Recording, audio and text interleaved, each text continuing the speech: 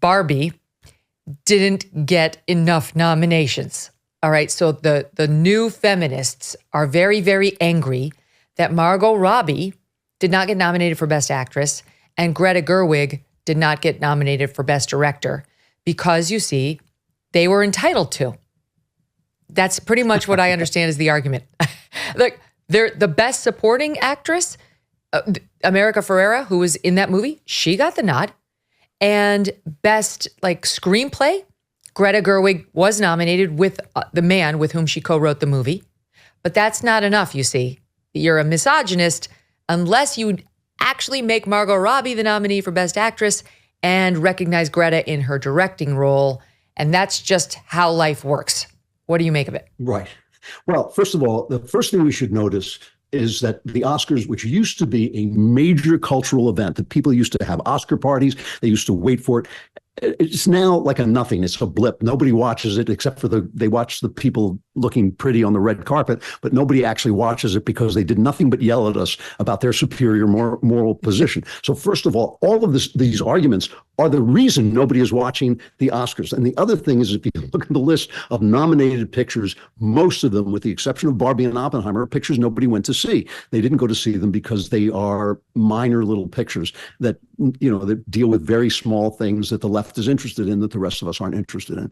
The fact that the star and the director of the Barbie movie were not nominated has in some ways to do with the way nominations are made, but it also reflects the fact that Barbie was just not a very good movie. It was an interesting movie. It was an entertaining and a beautiful to look at movie, but it was a mess. It was because the left can't define what a woman is, they couldn't really make a movie about women except to complain about how hard it is, wow, to be a woman. They actually didn't make a movie that explained, why it is that girls play with Barbies and actually don't feel bad about their bodies. That's not what happens. It's not because of Barbie that women feel bad about their bodies. That's not what happens. They couldn't do a realistic movie about Barbie and the effect of Barbie, or even a movie that allowed 12-year-old girls to go to the show or 8-year-old girls to go to the show and enjoy it. So it's not really a good movie.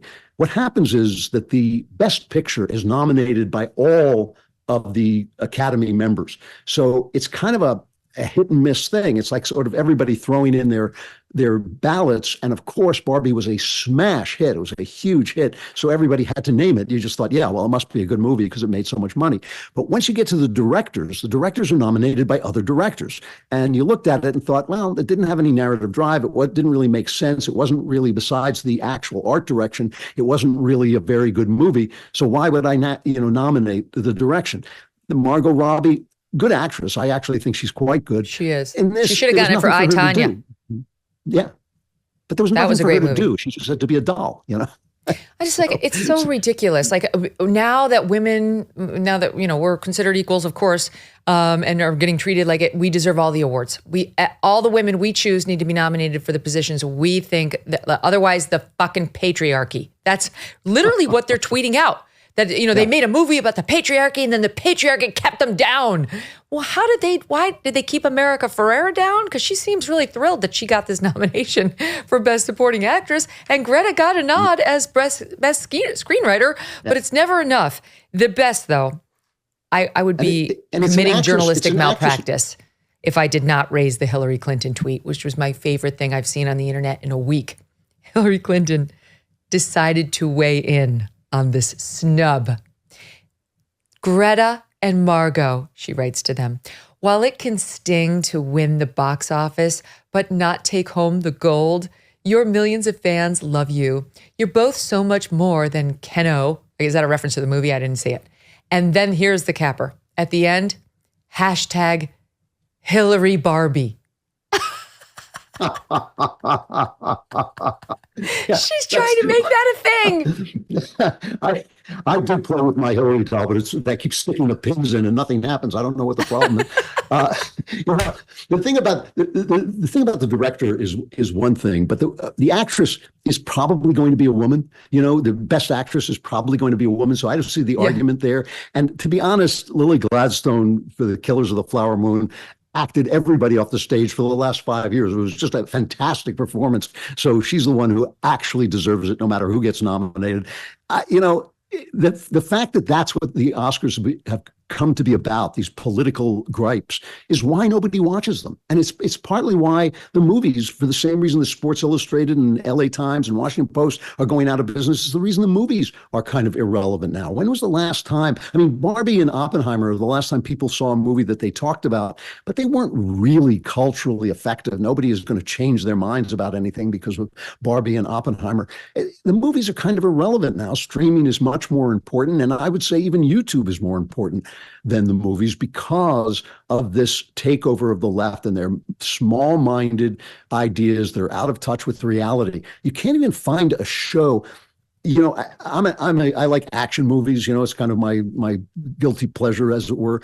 And you can't find a show in which women don't beat up men. You know, and you just sit there and look and think, like, you know, God love them. That's not the way it works. You know, that's the way life works. And you just want to see movies that actually reflect your life and speak into your life, whether they speak at a high level or a low level. And they just don't make those anymore. And these arguments are indicative of that. The fact that this is what they care about shows you why their movies are empty and meaningless. The pressure to conform to political correctness has undeniably suppressed genuine debate, and it's time we put a stop to it. Enter Freedom 2.0. I love this. Listen to this. It's a bottled water company, an unapologetic one that proudly supports the freedom to speak, to think, and to listen. We can't afford to remain silent anymore. It's crucial to make our support for the First Amendment crystal clear. And one impactful way to do so is by choosing products from companies that share our values.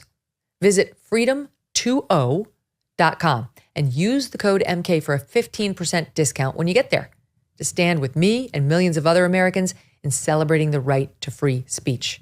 Remember, freedom is not inherited. It's something we must actively fight for. So raise your voice, grab your bottle of Freedom 2.0 and make a statement. Cheers to Freedom 2.0. That's Freedom 2.0, like the letter O, not Freedom 2.0 when you're typing it in. And champion the power of free speech.